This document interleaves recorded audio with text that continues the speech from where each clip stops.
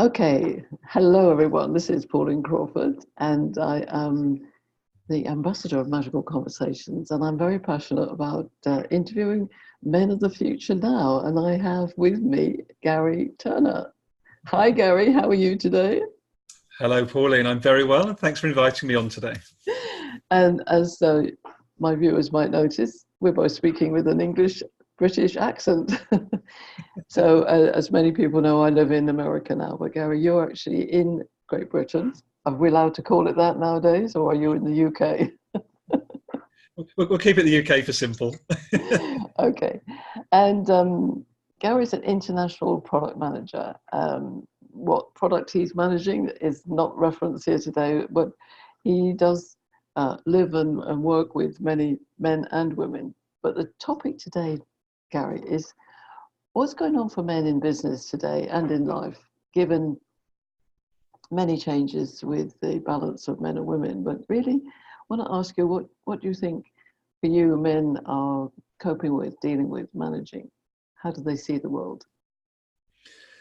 What a big question, and a fascinating question, which I love, Pauline. I think when I observe, if I start maybe with home life, so Mm. for me, and then come into maybe work, I see them both together. We just have life, but I do think it's helpful to maybe speak from each lens. So from home life, what I would say, if I use my own personal experience the last number of years, is I think there's still an awful lot of emotional suppression at Okay. home and even at work. And what I mean by that is, I still think we seem to be some way away from men, maybe women as well, but particularly men, still feeling that it's okay to show Mm. emotion. I Yeah. think that's both at home and at work, and I think that's probably, as we have a conversation today, I think that's probably the number one blocker, but also opportunity, is how do men process, feel, and use emotion positively. Okay. And is that has that changed significantly for you over the last decade or several decades? I mean, was it more suppressed, and is it now kind of bubbling up? So I think for me personally, I would say yes. I definitely suppressed emotion for many years, and that came from sort of early adolescent bullying. When I was younger, never spoke about it, didn't know how to speak about it, to be honest. So for me personally, there's a sort of bit of an awakening journey the last few years. But if I look at it then in the workplace, I think it's pretty much never discussed. Yeah. And does that occur because maybe in many workplaces there's a majority of men? Would it be different if there was always an equal number of men and women? I mean, do women allow that emotion to come out in men? So it's a really good question. I think the key thing, what you're doing brilliantly with this conversation, is creating that space. And I Mm. think that's probably one of the biggest barriers, is that we don't know each other's emotional competence. How does Garry know what Pauline's Yeah. view of emotions are, or how does Pauline know about Garry, unless we do what we're doing right now? And I don't think we prioritize human connection enough still. There's still a very sort of separate view on life currently, rather than this more collective view. Okay. Well, I'd love to ask you as well is, do you think men are more able to separate emotions, or is that just because it's become that way because there might be a majority of men at work? Because in my study of gender dynamics, often women have the feeling that men are less emotional, but I always say, well, everybody's emotional. It's just how we use it, how we express it. And is it the experience of maybe early life as a boy, or being in a fairly dominantly male environment in work, that has come over the years, and now that the balance is arriving, that it's it's becoming more of a conversation topic. Yeah, there's definitely something in that, but for me personally, I don't think there's so much about separating. I think what it is that there's this socialized element, as with Yeah. myself. And I think we've just learnt, we've learned how not to, in my experience, and I don't, if I look at my immediate friendship group of men, you know, we can absolutely talk about emotion. It's no problem. But as soon as Yeah. you go outside of that inner circle into a societal lens, that seems to be where the armor goes up and the sort of separation starts to happen. Okay, so that's interesting. So that's evolved for you over some time. And how is that in the workplace? Is that group of men who can talk about emotions, does that come up in the workplace as well? Now you do a lot of, if you like, work from home. You're not necessarily in the office space. So explain a little bit about that. Is it different when you go into the office than when you're connecting with people out of the office? Yeah, I think it's a really interesting question, actually, Pauline. Not thought about that angle. So I would say that when you're remote working, there's definitely a risk of that sort of loneliness element. And I mentioned before we came on today that I'm Yeah. going to be more intentional about being in the office more, because even if you're just around, there is that energetic sense that you get from just being around other humans, of course. So that's part of my intent for 2020. And part of that is driven by the fact that whilst I don't feel lonely where I am, I feel quite a lot of freedom. I do feel Yeah. disconnected compared to those that are in the office together. So I think that's a sort of me compared to the office. Then when you're in the office, there's actually a very good dynamic, I would say, between, you know, male, female. You know, it's a good energy. It's generally a good energy. But I think where the challenges start within my workplace, and I know others, when you start to look at opportunity, you know, is there an opportunity to thrive, to progress? That's probably where there's more challenge. Yeah. So in terms of where we are today, we're coming up to the end of 2020, and I believe there's a big shift happening. There's a lot more men talking about these things, having access to men's groups or men's circles, or forming their own friendships, and also obviously with women as well. And we read a lot in the papers about, you know, there are not enough women in senior roles. How do you think men are feeling about that generally? Is it there are plenty enough women in the workplace who are very adequate and talented, and I know that you discovered that recently in your workplace. So maybe share a little bit about what happened when you did your hackathon. Explain why that came up, because that's all about human connection, isn't it? Yeah, absolutely. So we ran an intervention to try and improve the voice of everybody collectively, regardless of how they identify, because one of the challenges is these busy worlds we all live in, Yeah, actually are we hearing the innovations, the solutions, the ideation as much as otherwise we could do. So that's where this hackathon arrived from, was to just give everybody a voice for that 3-hour period of time. But what was interesting, the sort of, for me, a happy byproduct, but an interesting byproduct, was that not only did we get innovation and ideas, some of these more human conversations came out around leadership and quality of opportunity, etc. Now, they're not regular parlance within my or so many organizations that I'm close to. And I think that, so back to your question around actually how do men feel about that, I would say for me, I'm actually really excited, because I believe there is a massive disconnect generally around all sorts of different equality levels within the society at large and at work.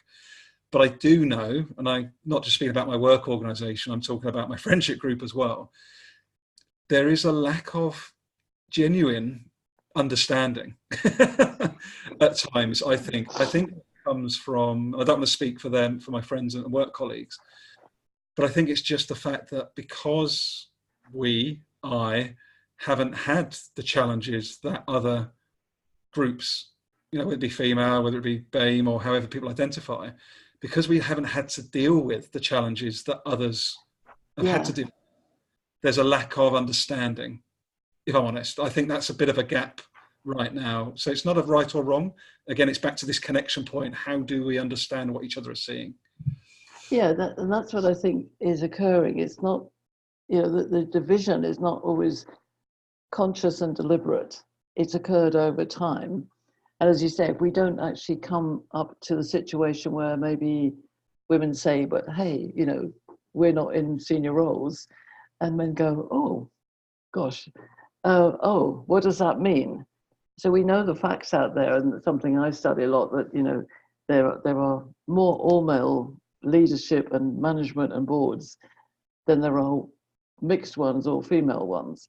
And yet the workforce is often high percentage female. And I wonder if sometimes it's such an obvious thing that we work best when we work best together. Why don't we do it? It's just that the circumstance hasn't turned up yet. So in the situation of your hackathon where that actually came up, some of the women were saying, well, but we're not in a, what was it, in a majority position, or not enough. And you responded really positively because you're more aware. Do you feel there were some men who were just really, really surprised and not absolutely not aware at all? How did Yes. they feel? Yeah, I wouldn't say there wasn't a sort of a deep conversation about it, unfortunately, yet. But what I would say is that there, anecdotally and from the energy in the room, Pauline, there was definitely a, oh wow, this isn't a regular conversation. And I Ah, think it's that sort of, whether people felt good, bad, or indifferent, I honestly couldn't comment. But what there's a definite, tangible energy around was, oh wow, this is an unusual conversation for us to be having. and even that, in a way, is surprising, isn't it? You'd think so, but I think at the same time as well, if we step back a second and then look at the organizational dynamic that we're all Yes. operating within, we've still got this incredibly heavy focus on the next quarter and metrics, Yeah. and not on the human connection and how do we thrive together. And I think that issue is part of what we're talking about today, I think. Yes. So it is a human connection, but it's also what we're saying in the business world. It's also, is it going to make a difference to the business? Because that's one of the things that always comes up for me. It's like, yes, we know we should have women in there and all this diversity, but, you know, we're so focused on the profit line, that's more important. And is the human connection more important than the profit line? And then within that, is the balance of men and women different? Do you think, I want to ask you a question, do you think if men and women always ran businesses together, you know, in some kind of, not quite 50-50, but it could be 60-40 percentage, whatever, either way, do you feel that we would get to a more sustainable, healthy place of living and working? 100%, categorically, Yeah, without a doubt. And I've seen the evidence in teamwork. So, and actually, I've got a funny story to share. I'm not bringing my company into disrepute by saying this, but my immediate team that I work within, which is a team of 15 adults across Europe, across the AMEA region, it's quite funny. The high performers, yeah, year in, year out for the last decade, above yeah. everyone else. Woman 1, woman 2, woman 3, maybe a bloke or a woman in 4. The top 3 salespeople in our team, year on year for the last decade, have all been women. Now that it might mean something, it might not mean something, but for myself and my line manager, we're very conscious of that, and we're very curious around what is it? You know, is it that women are having to strive to get onto an equal footing with the men who don't feel they have to work as hard? I don't think it's that, but it's something we should be thinking about. So Yeah. there's some really interesting dynamics going on there for sure, Pauline. So yes, because if I'm just surmising, if being the top of that rung is about relationship management, because in a way that's what sales and marketing is all about. And, you know, overall, if you look at the sort of biology of the dynamics that I study, women always are aligned to the nurturing self, that they are very good at building relationships. So this is not that men can't build relationships, but that you do it more in a straight line, and women do it more in a embracing way. And this is where emotions come in. So one of the things is that they say sales are always emotional, and then maybe if women are more emotional, they are better at it. What do you think? Is that possible? You sort of, I could see something in that. I could see something in that. Yeah, it's such an interesting point. And I think, I love your work that you do, Pauline. I'm always thinking back to the fact that I'm like this sort of male female. And Yes. I think about if I think about a lot of don't want to say a lot, a number of the salespeople I work closely with and are wider in our business, I would say you're getting a lot more male archetype. Then there'll be some male female. And so, yeah, it's really got me thinking, actually. But I definitely, but that emotional connection, without a doubt matters, and it Yeah. does. So going back to the beginning when we said, you were saying, one of the, but what was it you said right at the beginning, that the kind of slightly the constriction on being more emotional as men, that's what is shifting for some men. And definitely in your own life, that's been the shift in terms of becoming more aware. I mean, that's what I see in my work when I've interviewed men, or I've been studying just, national, international stats. The numbers are changing, but also the way we do business is changing. Do you think that's also part of it? That I think maybe 30 years ago, sales was much more hard nosed. It was a bit like the barrow boy. you know, What's the deal? And but now it's all about building relationships, Do you think that men do build relationships in different ways to women then? I would, again, try not to be too general, but I believe yes. I think there is a different psyche generally. If I look across, I work in quite a traditional industry, which is the chemical industry, for example. So, there is a more traditional mindset, but then I've got a lot of friends that work in tech, they work in HR and other areas who work, and I'm just really reflecting now. I think the more harmonious, genuine win-win relationships come from those that connect more emotionally than those that don't. And I'm thinking about my wide, very diverse global network, which includes a good balance of men and women and how different people identify. Yeah. And I would say almost categorically, Pauline, those that can connect emotionally and be more of their true, authentic self in that relationship drive better results. I would say that is true. Okay. So if we are talking about men of the future now, and my proposition is that, yes, women are coming into the workplace, and hopefully women are wise as well, but we can't do this without the other side. The merger, the synergy. That's what my key word for 2020 is, that it's about the synergy. And to my mind, the obvious fact that we're discussing, that when men and women work together, actually you get better results. So why don't we do it everywhere? Is it the impact of business and the business need to, the shareholder bottom line and all this stuff? In all of that, do you see a difference in different generations of men?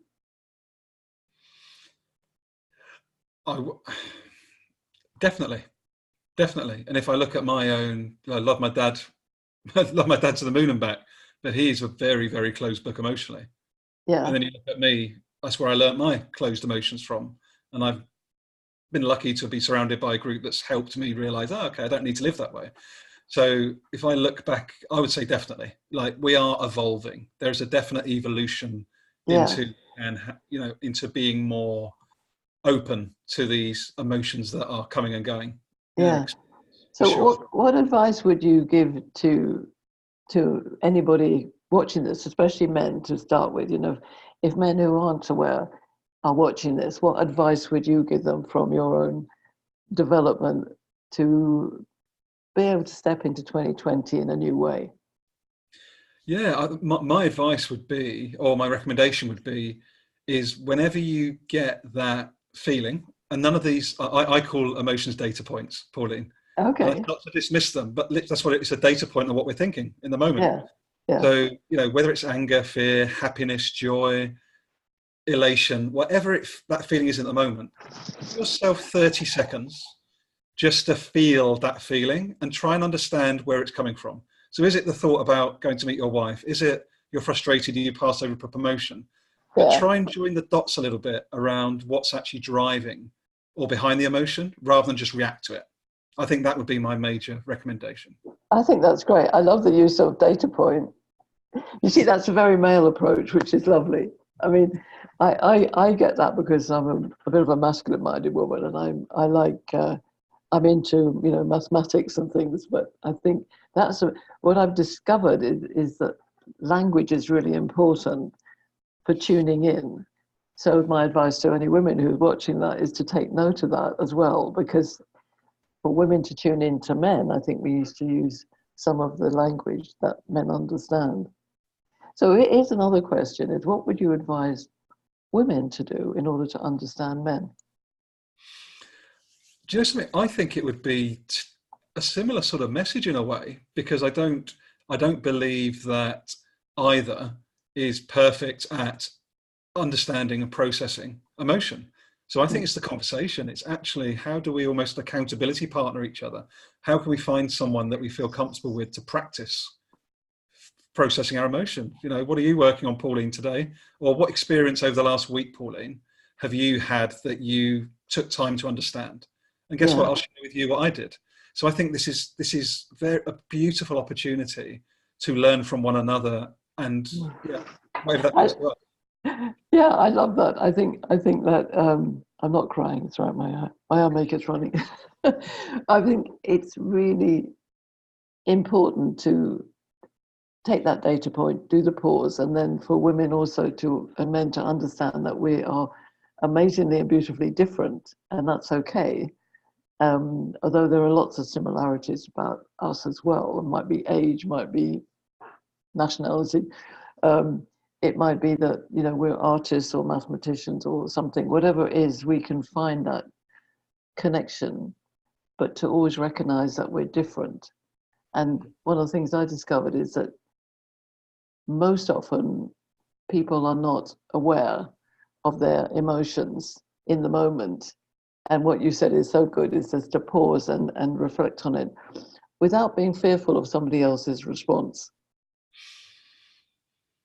So what one last bit of advice would you give to, I don't know, the world of men as we head to 2020, where I see there's going to be a lot of focus generally across business. There's going to be a lot of focus on women rising to the top and getting into the boardroom. And that's kind of the stories that are out there all the time. But in the real world of wherever we are in business, what advice would you give to men and women generally for 2020?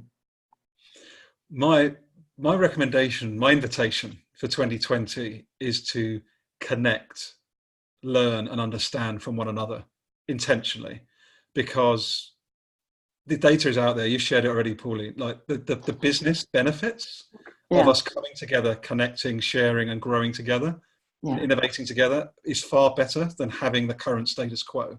So the metrics are crystal clear. So how do we come together and also have some courage? I would recommend actually for 2020. So don't. Oh, I like that. Yeah. Don't jump on a bandwagon, men or women, of feminist this or me too that. That's all fine, but they're just labels. Like, what's actually beneath the surface of what's going on there, and have the courage to try and understand by asking someone else, what's your view on X or what's your view on Y? And just lean into understand. That would be my summary message.